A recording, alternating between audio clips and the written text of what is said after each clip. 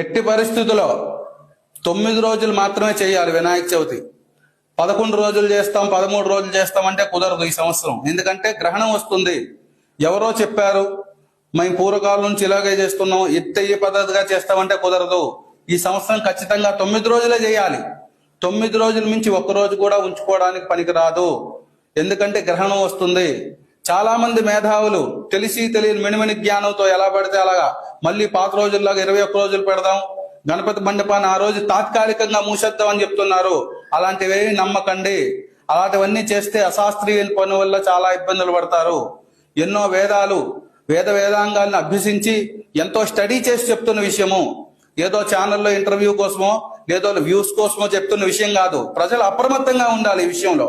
ఎందుకంటే 9 రోజుల మించి మండపంలో గణపతిని కానీ ఉంచినట్లయితే మనకి చాలా అరిష్టం జరుగుతుంది.